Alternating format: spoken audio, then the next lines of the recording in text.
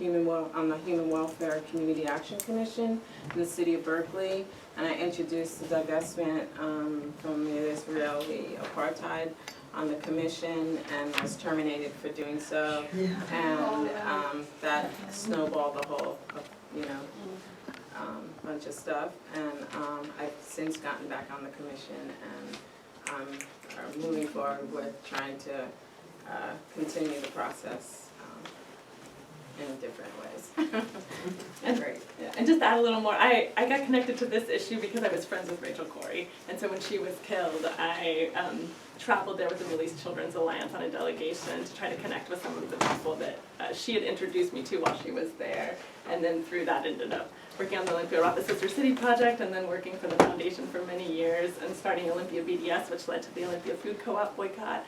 So I've been doing this work for quite a while now, and just started working for FOSNA 9 months ago, so this is new, but I'm so excited to be working on these municipal campaigns and sharing that with you all. The BDS campaigns in the United States target specific companies that profit off the occupation. Some of those companies are Caterpillar, HP, G4S, SodaStream, and these companies up here. And now Rochelle's going to go into specific targeting of G4S. So I'll try to go really quickly through G4S because it sounds like we should get into some nuts and bolts too about getting these campaigns going. But because G4S is such an important focus for FOSNA this year, I really want folks to know a little bit more about it. G4S, as Don mentioned, it's a British-Danish security company. It's one of the largest security companies in the world with over 611,000 employees in over 125 countries. In its 2014 annual report, they reported $11.2 billion in revenues, and more than $1 billion of these were directly connected to management of prisons, juvenile and immigrant detention facilities around the world, transportation of prisoners, deportation systems, and G4S is the major, almost the sole manufacturer of the ankle bracelets that are used now for prisoners that are outside of prisons. The U.S. arm of G4S was formerly the Wackenhut Corporation. They provide 20% of the overall global revenues for G4S. And in the U.S., you'll see them providing security to government buildings, nuclear facilities, banks. You'll see it always outside of Bank of America. They have a federal contract, so you'll always see G4S. Special events, and they also provide security systems and technology for prisons and private security corporations here in the States. What is G4S' role in Palestine? So G4S provides equipment and services to illegal Israeli settlements, the apartheid wall, and the military. They install and operate security systems for the prisons where, as many of you know, Palestinian political prisoners are held, detained, often with no charges for very long periods of time, including children, and subjected to torture. They also, let me see here. Just 2 weeks ago, Al-Quds University, the Arab American University, and other Palestinian universities have been raided by the Israeli forces, and student leaders and activists at Birzeit, Al-Quds, and An-Najah University and other institutions were arrested and imprisoned to try to stifle student organizing and activism. And also, let's see. I want to share just a really quick quote from a 2015 letter that came from Palestinian political prisoners in the prisons, from the prisons to the global boycott movement. And it said, "We send you this letter with appreciation for the leading role of the boycott movement, which is based on a comprehensive moral and human position that rejects injustice and oppression, confronts racism and policies of discrimination based on race, religion, or sex, upholds freedom, human dignity, and values of justice, and seeks to counter support and complicity with the Israeli government by international forces. In this context, the international campaign that you lead is demonstrating its effectiveness and growth, escalating pressure on the Israeli state and its institutions, and has become the main conduit of the voice of the oppressed in Palestine. We send this letter in order to put forward several ideas and proposals, highlighting the inclusion of the issue of the prisoners on the agenda of the boycott movement, and hope to enrich and develop our dialogue." And their first point was this: The security corporations that serve the occupation government bear direct responsibility for the crimes committed against the Palestinian people. The boycott and prosecution of these corporations is a means of protection and defense of the Palestinian people under occupation who face massacres and one aggression after another. In particular, we emphasize the importance of boycotting the security corporation G4S, which supports the occupation and has established the closest relationship with it, as well as other companies providing similar services in this arena. So that was just the end of last year. G4S campaigns provide a huge opportunity for coalition building across movements because of the extent of their abuses. They're involved in immigration.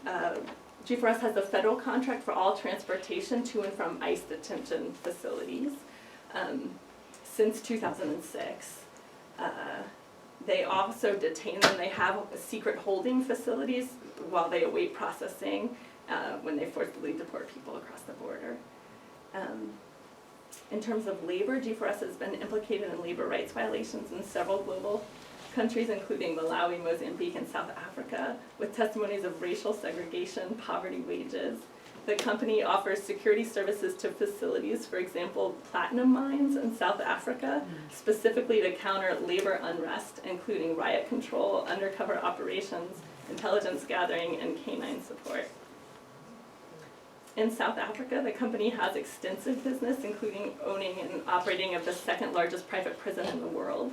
In 2013, after G4S dismissed 330 guards who had gone on strike, there was a series of inmate revolts and hostage-taking, which resulted in a year-long investigation that uncovered practices of G4S security teams using electric shocks, forcibly administering injections of drugs to subdue inmates, and cover-up of several prisoner deaths following such torture, which prompted a suit by 43 prisoners against the company. The government in the UK outsources a lot of services also to G4S, military, justice, police. They've been involved in many abuses, including, you might have heard of the death of Jimmy Mubenga at the hands of G4S guards during his deportation. Accusations of improper management of a number of prisons, overcharging the government for electronic tagging by charging for dead prisoners or prisoners that are out of the country. And in January 2016, staff members of G4S managed Youth Offender Center were accused of physical and emotional abuse against several teenagers. And in the US, they have contracts to run local prisons, some in Southern California specifically. They also run 28 youth detention facilities across the US, including Arkansas, Texas, Tennessee, Florida. In Florida, there's been consistent reports of sexual abuse, use of excessive force, recurring riots, and numerous that have led to different lawsuits against G4S. How many of you read the Black Solidarity Statement with Palestine that came out last year? It was a really amazing statement, and it was over 1,100 Black activists and artists had signed on to this letter, and they said specifically, as the BDS movement grows, we offer G4S, the world's largest private security company, as a target for further joint struggle. G4S harms thousands of Palestinian political prisoners held in Israel and hundreds of Black and brown youth held in its privatized juvenile prisons in the US. The corporation profits from incarceration and deportation. From the US to Palestine to the UK, South Africa, and Australia, we reject notions of security that make any of our groups unsafe and insist no one is free until all of us are. There's been, since 2010, G4S has lost contracts worth millions of dollars because of activist campaigns. There have been many victories, and just to mention a few, Loyola University in Chicago passed a 2014 divestment resolution against G4S. In June 2015, Columbia divested, not just a resolution to encouraging, but to actually divest, as part of a new policy prohibiting investment in private prisons, and many universities have followed suit. In May of 2014, the Bill and Melinda Gates Foundation announced it divested from G4S after a year-long activist campaign.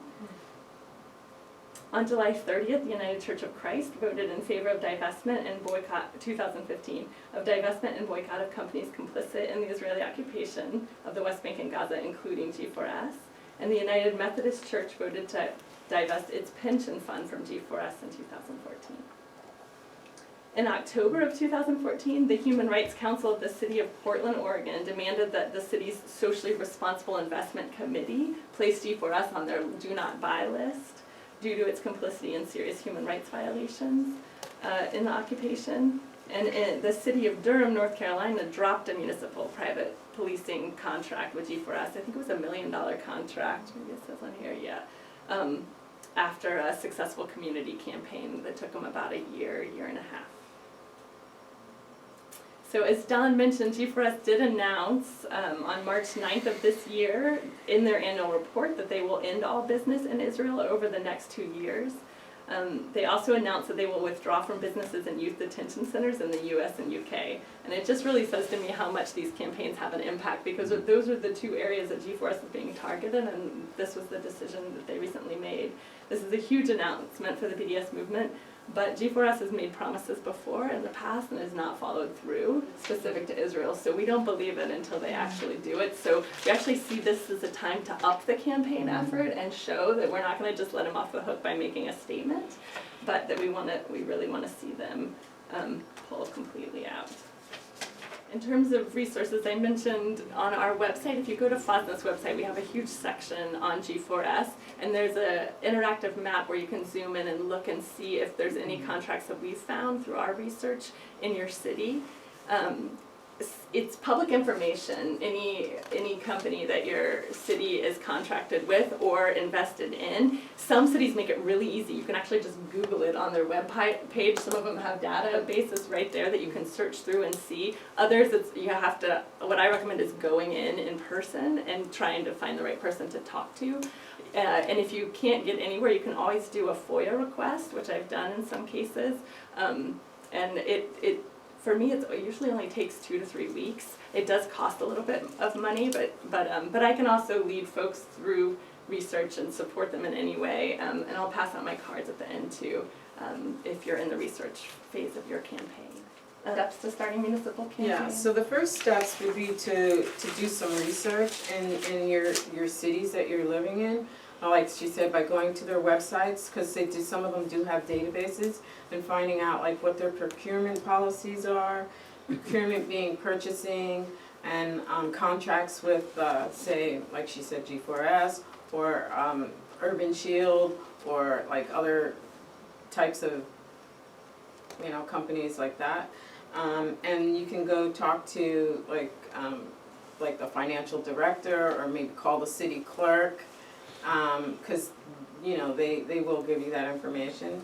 And you can find out also like what their retirement plans are, where they put that money, who's oversee, and their banking policies. I know with Berkeley, Wells Fargo is their bank, which they just renewed their contract like about a year ago. But anyway, so you can do that, and try to like figure out what organizations in your area that you want to team up with, because human rights is everybody's issue. So there's you just have to like do the research, go meet with those organizations, and then unite, build a coalition to assist in the process, so that you're all on the same page, and just to see like how, and then try to get them to be socially responsible in their investments. But it's a process to just to get to know. First, you have to figure out who you need to target in your area, the organizations, and then find out what the contracts are in your cities, and see what the problem is that you want to address with your city. And then you could go around to the different, in Berkeley there's like 44 commissions. You could start with commissions, trying to just educate them. That's my theory on how to get started. Just like, because all commissions and all city councils have public comments.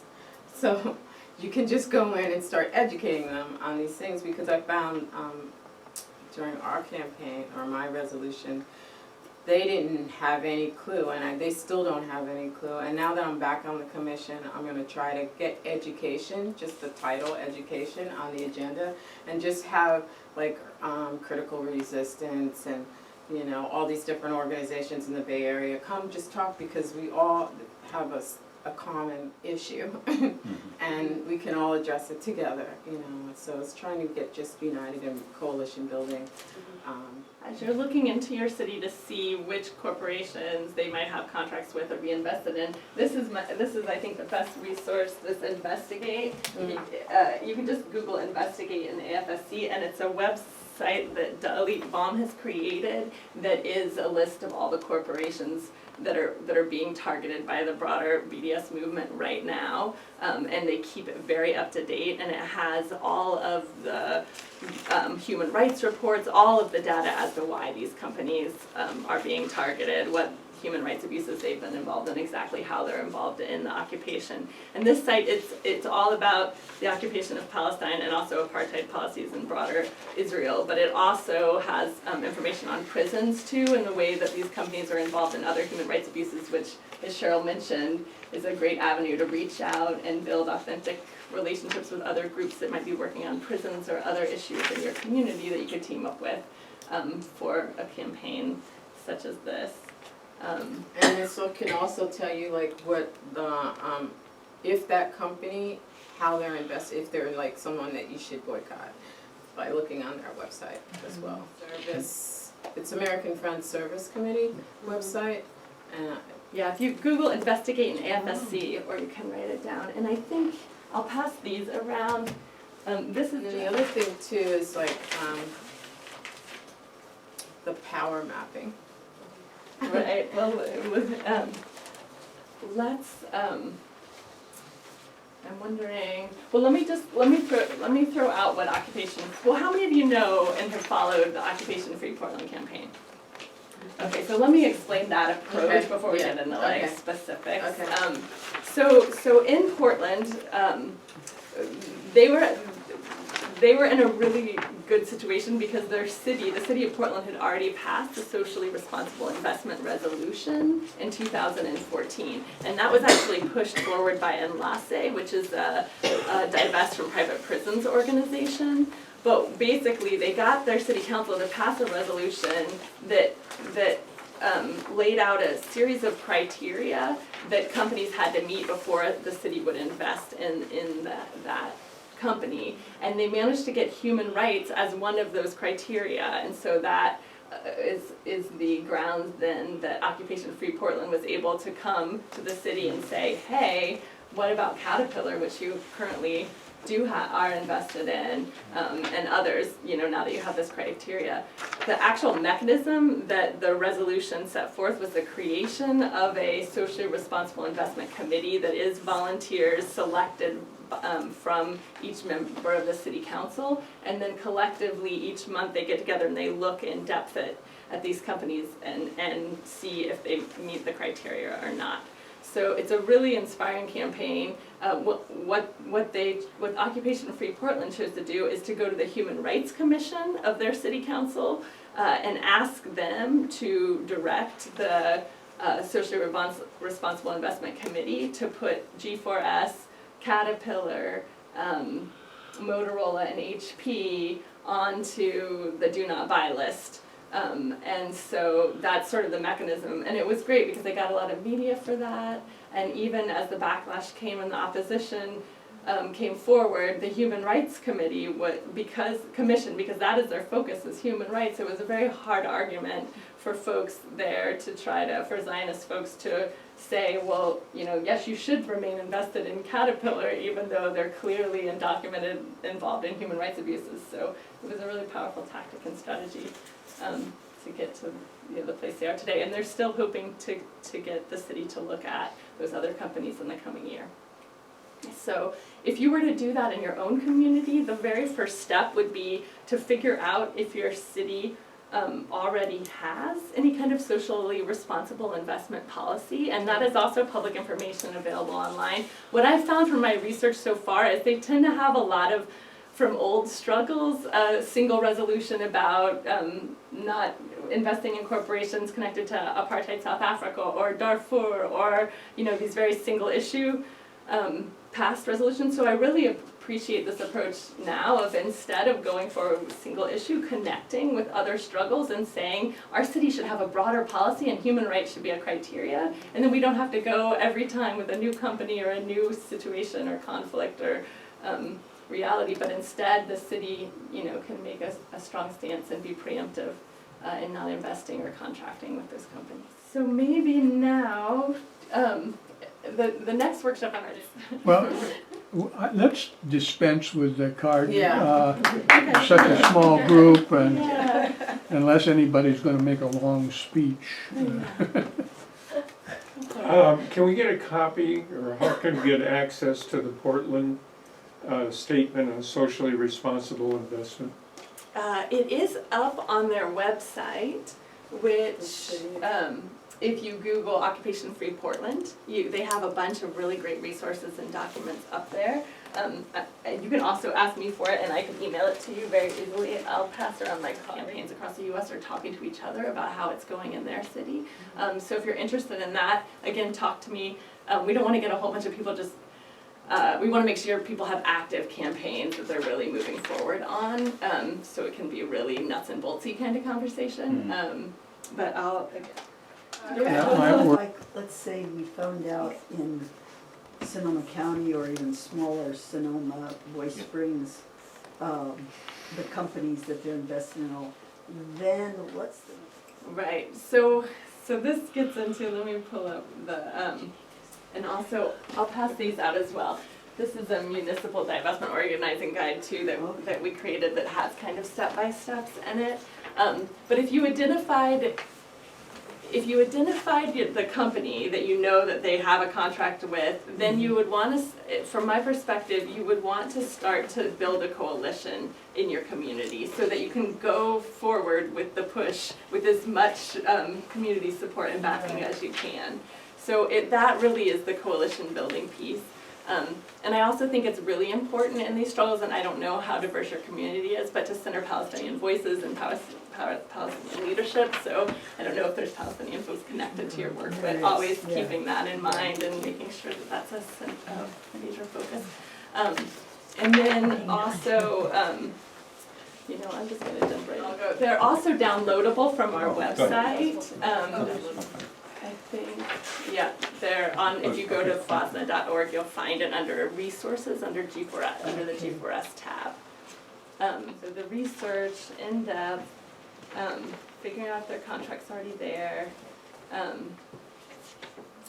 Then you want to really begin looking at the decision makers, who those folks are in the situation. And I should mention, when you're looking for a contract, it's easy to just go to this, well, it's not always easy, but sometimes it's easy to go to the city website. But you also want to look at other city entities like the water board or the transit board or The area rapid transit, the port. the Port of Oakland for us. Yeah. So these are other, and the reasons, of course, we target city instead of like targeting Bank of America having a contract is because, it is they're supposed to be serving us, and they are more susceptible to public pressure, ideally, not always, depending on the makeup, of course, of your city council or of your various boards. But we have seen G4S have contracts with all of those that I mentioned, so those are definitely good places to look as well.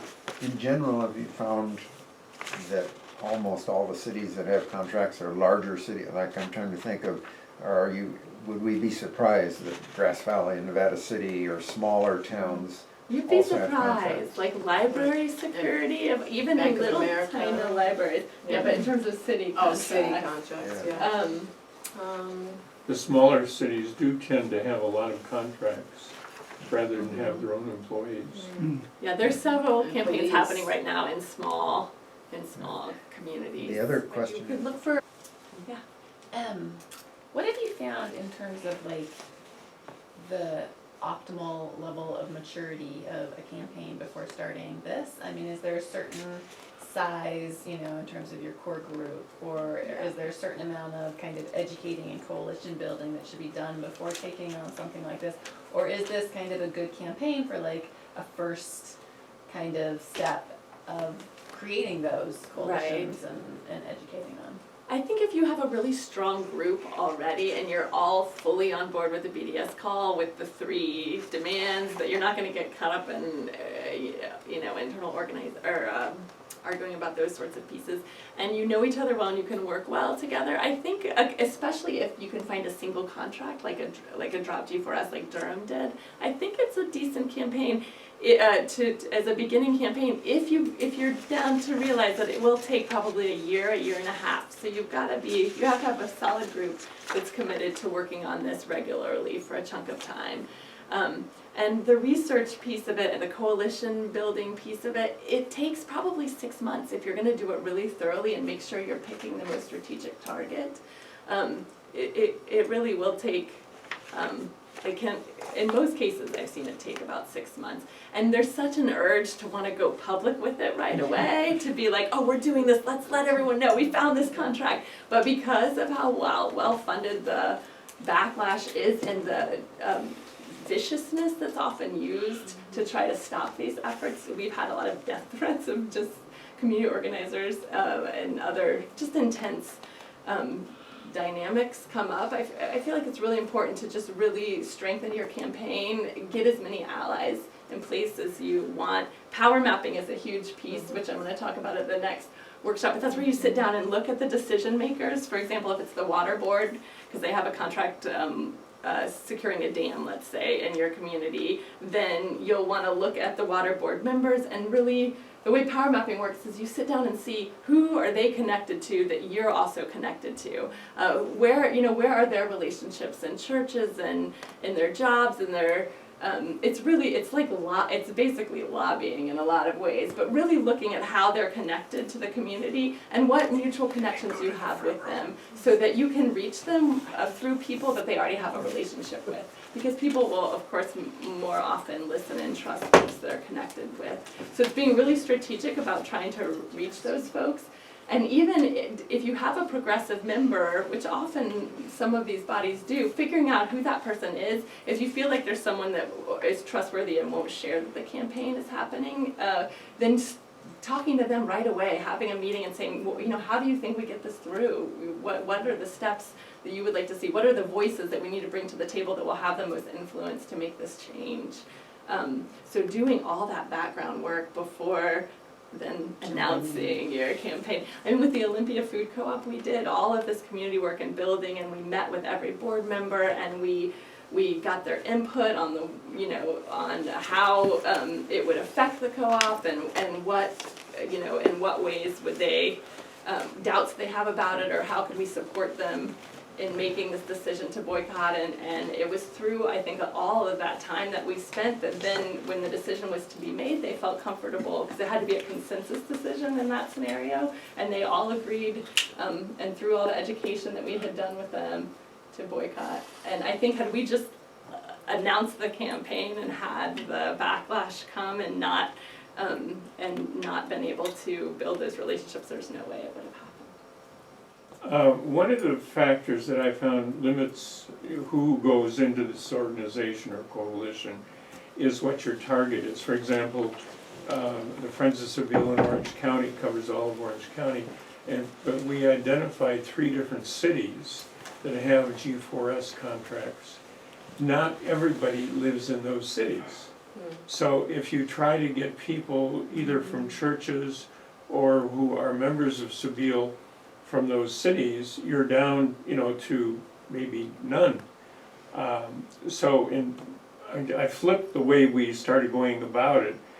We tried to identify the targets first, and then say, okay, let's map what organizations in that area might we partner with, and then go after them. And if we can't form that critical mass, I move on to the next one. Very important. And that's part of power mapping too. Like, there's power mapping the decision makers, there's also broadly power mapping your community and thinking about who are the different constituencies that make up my community, who are the leaders, and it's not necessarily the president of some organization. Often the leader is someone not in a leadership position, but that has a lot of influence in that community. So, and I know many folks are really connected to the communities they've been living in FOSNA anyway, I've been finding that. So really taking a session with your group to just think about that. Who are those folks that, and when you power map, there's actually an actual physical mapping that you do, and you see where do you think they are in terms of this issue, like how much they support you or not, how much education is needed, and then you hone in on those folks right away that you know are on board, that represent those other communities, and you go sit down and you tell them the campaign, you give them the messaging and the talking points and what your goals are and why, so that then when the campaign goes public, you have an advocate that's right there within their community to educate folks about why it's being done, the human rights violations, and the moral reason why we're pushing these efforts forward. So, looking at that community map is really important. Just a couple of comments about what we did in Sacramento. We did not frame it as a BDS thing, we framed it as a human rights issue. Okay. And we created an organization called Sac Ride Human. And so we got other people involved, folks who, it's a regional transit agency. So folks who were concerned about what the fares were, low-income people, they came on board with us. Folks who were concerned about access for disabled persons, folks who were concerned about labor issues because G4S, the security guards for the transit agency did not get benefits. And so there are all sorts of issues, but we didn't ever frame it as a BDS issue, although the opponents on occasion said, well, you guys really are only doing this because G4S does business in Israel and you guys are a closet BDS campaign and you really don't care about human rights. You know, it gets really nasty. But I mean, the issue was the issue. And I think that rather than to make it bigger, that we're boycotting entities that do stuff in Israel, they do stuff in Florida. I can't call her purple. Alice Walker. Alice Walker, okay, I had Alice Waters and Walker couldn't get through. She was on Democracy Now! She said that G4S is the single largest employer in Africa, bar none. Now, if you get folks who are concerned about international things, who are concerned about human rights things in Africa, who are concerned about racism from that kind of perspective, that's a way to pull people in, what the commonalities are. And to add to that, I think we have to be careful, you know, of course, that we're not reaching out to these folks just because we still want to get our point through, Exactly. you know, but because we genuinely care about human rights for all, right? And we really do care. And so I also think that what I've watched is when really good coalitions are built from the beginning, the targets and the strategy for the campaign is so much deeper and longer term for the community if you're engaging a lot of folks. For example, I'm not sure this is a safe space, so I'm not going to talk about campaigns that aren't public yet, but there's a place where there's a campaign going right now around a juvenile facility that's actually city-run but contracts with G4S. And so initially they wanted to rush in and say, okay, we got to drop the contract with G4S. Well, then they would have just replaced them, right, with another company. And there had been a group working with within the black and brown community for years who had been trying to get changes done within that juvenile facility. It's notoriously horrible. And so they teamed up, and it took 6 months, and it took like sometimes just one person from the group going, you know, to their events and supporting what they're doing, which we should be doing anyway, and really building those authentic relationships and getting to a point where they could say, how can we do a campaign that truly is mutually beneficial for you and for us? And they've decided to go forward by trying to get the juvenile facility to close a section at a time, which will cause contracts with G4S to go away and replace it with restorative justice.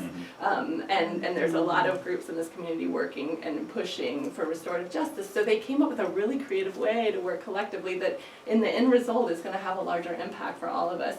And the investment that goes in those relationships, who knows where that will go next. So it's a really powerful lesson. Well, one of the things that we're trying to push is to get the security people to be employees of the regional transit agency, so they get a real benefits, package of benefits rather than just a little bit above minimum wage. So, I mean, it's not just because of that, it's because of a lot of other things. How long did it take you to form that coalition? Well, I don't know, this has been going on probably for 10 months, something like that, and we were in direct interaction with the transit agency since about November, I guess, something like that. We went to their meetings, the board meetings, and gave comment, and we had, I think, something like 60 groups sign our petition for them not to continue. And we had a smaller petition that was signed by, I think, 1,500 individuals. So, I mean, there was a lot of organizing going on. And we only had a partial success, but we did have a partial success.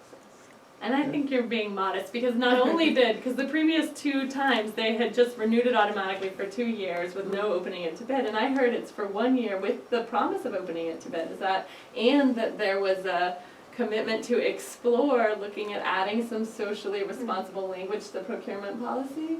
Is that not? Well, explore, yes. Yeah. I mean, That's they the did say, start, though. like, occupy, or the Portland thing, they said, well, you know, cities are different from transit agencies, and we're dealing with the Federal Transit Administration, and we can only do this, and it has to be low bid, and blah, blah, blah. We can't add this other stuff in, we'll get sued, and we'll see how it goes. We're not done yet. We're just, this is just this step. And there's some really inspiring communities that I'm also not going to talk about right now, though, that are very close, I think, to getting some of these examples of human rights criteria in these procurement policies. And I think once one happens, I think it'll be so easy it'll be like dominoes to get other cities to follow suit. Because I think they want that precedent. They don't want to be the first, they don't want the legal issues, but once it starts to happen, I think, of course, I think with community pressure, with good organizing, with huge groups of allies together saying, hey, how about having human rights be a consideration? This is our money. I think it can happen. Yeah. Have the more recent kind of big push to put in punishments to cities and others that do these, have you noticed suddenly a real chilling effect and made your work harder? Right. Like in Portland or wherever? Right. We haven't noticed it yet, but a lot of these policies are just going into place, and they differ so much in terms of whether or not municipalities are a part of it or not. Yeah, no worries. For example, the one in California now has gotten down to the point that it's really just dealing with private corporations. So it's really a state by state, but yeah, there's a good chance it could have a chilling effect. I also feel like the momentum right now, I think the anti-BDS legislation is a direct response of the momentum of the BDS campaign, and I think we have to be careful not to get too distracted worrying about that because it is unconstitutional. We should be organizing around it, but I also think we also at the same time need to be continuing to push the BDS movement, and starting these campaigns is a good way to do so. And I do have flyers about the California, and then also just to let you know what some of the things that FOSNA can offer for your campaigns. For example, we hosted the petition online for the Sacramento campaign, so we can do that for you. That's a tech service we can provide. We can help guide you or digest your research. We can provide more tools specific to power mapping your municipality. We can connect you with similar campaign organizers from other cities, as I mentioned, set up online petitions, and we can even potentially, depending on where you're located, we can provide you with sometimes we have connections with potential coalition partners in your area that we might have relationships with. I contrast. I got booted off. Right. There's some great material. Again, the pressure is there, but there's a lot of folks working on curriculum for schools. Are you okay? Yeah. She's put together, a powerful curriculum. And then Rethinking Schools has some curriculum. They do workshops. They've done some workshops on this topic in the Bay Area, and they just passed a BDS resolution, Rethinking Schools, which I know is a very progressive organization within. But I think they also have a lot of reach, so yeah. Middle East Children's Alliance does a lot of stuff on that too. Mm-hmm. So, Ziada Boss and those